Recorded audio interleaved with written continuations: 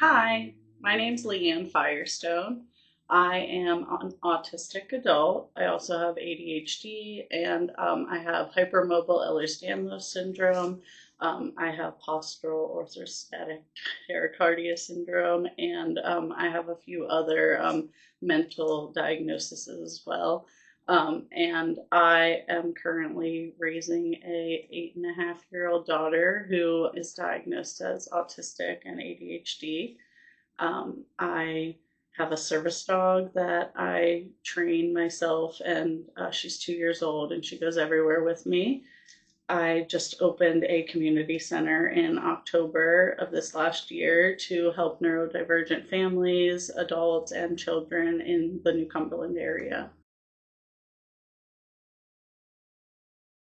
Yeah, I definitely think that us both having similar diagnoses helps us connect a lot. I can often tell her when she's struggling that my brain works like hers, so I can empathize with her because I say, I understand what you're thinking because my brain works that way too.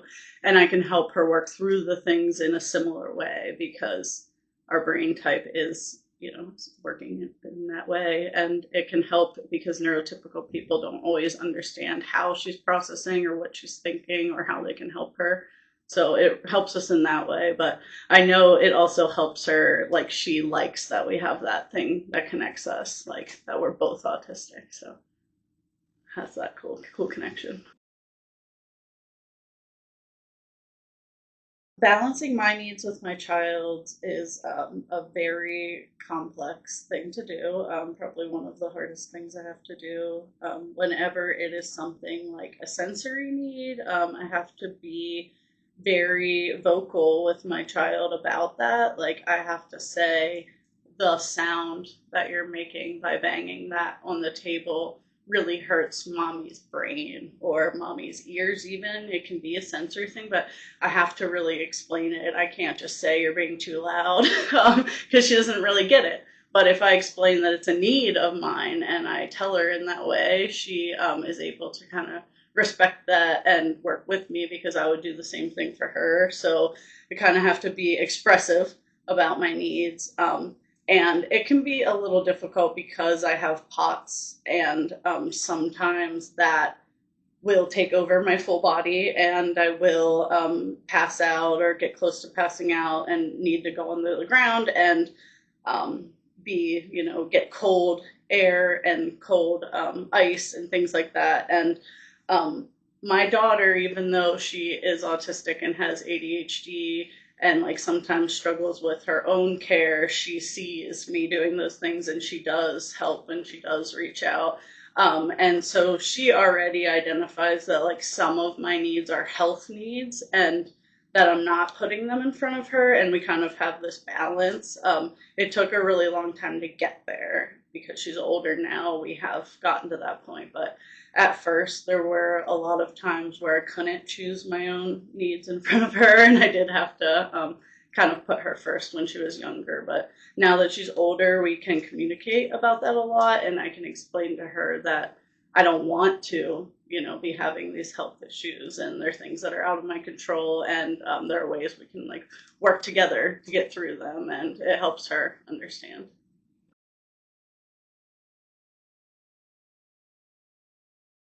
That has been a balancing act that I think I'm going to have to work on forever.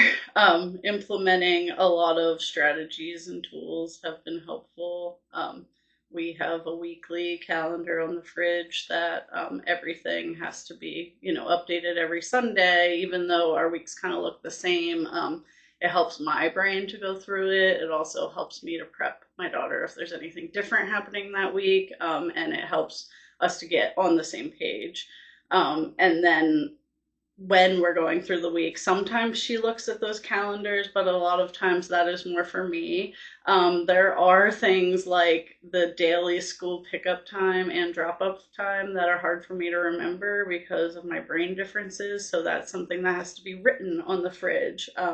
My daughter, for a long time, used visual schedules before she got the hang of her routine, and that helped us all to stay on task. And I was using a lot of tools like visual countdown timers and visual clocks to show her that she had this much time left to do this task. And I taught her the tasks one by one so that way she could learn how to do them. And in doing all that, it helped me to teach myself. So there was a lot of executive functioning skills that were learned together at the same time. So that's really helped us to stay on top of things. And I've had to implement things for my child and then utilize them myself, if that makes sense, such as having a snack drawer with prepackaged snacks because I might not remember to plan ahead and have the snacks prepared, like fresh cut fruit in the morning for the day.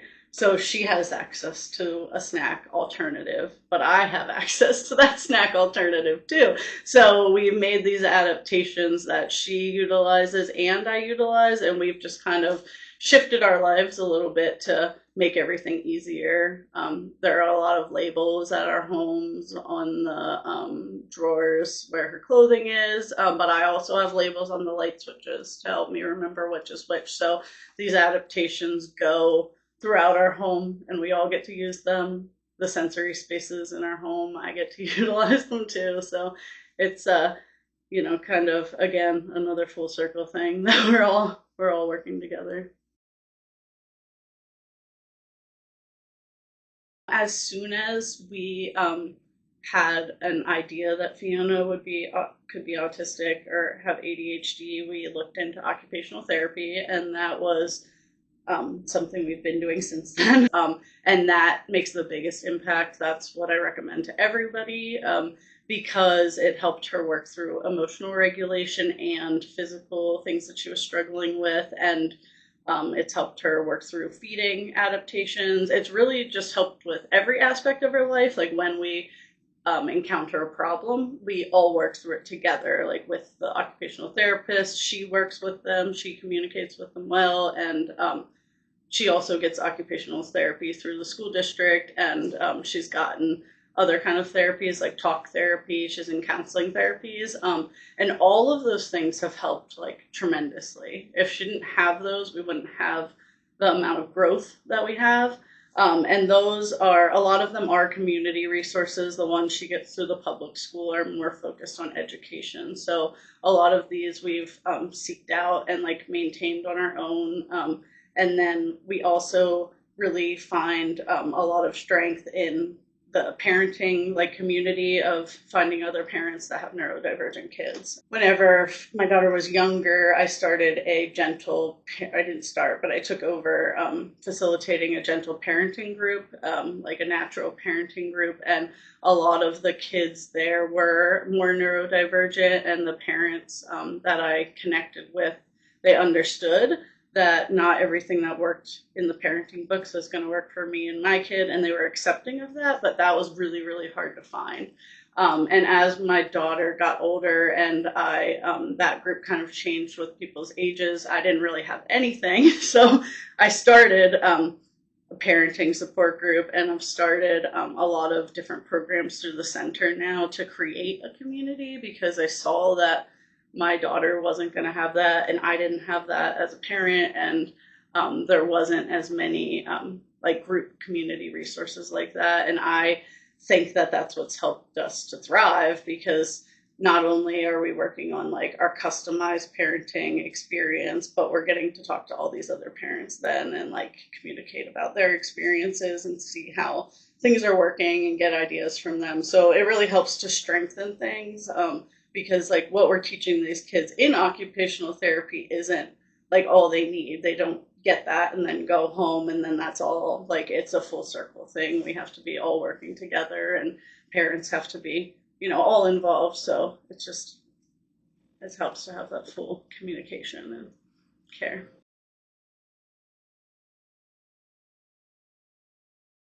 My biggest piece of advice is to remember that, I mean, this is a classic saying that everyone's going to say, but remember that not every neurodivergent kid is the same. Not every autistic person is the same. Not every ADHD person is the same. There's going to be so many variations in our brains, which means we can't look at everybody the same. We can't treat everybody the same, like as far as like a treatment plan and like the way adaptations we put into our lives, like all of those things are going to be different for each child. And it's really important for parents to understand that they have to like learn about their kid and find that. And it's not going to just, there's not going to be a fix. There's not a diagnosis and a medication and a fix. It's going to take like a lot of hard work and customizing your child's like experience, and it is really hard. I think that's a big thing for parents to remember too, that it isn't the normal go. It's not the normal experience that people write about, that people show in movies. It can be more challenging in some days, but it's worth it still.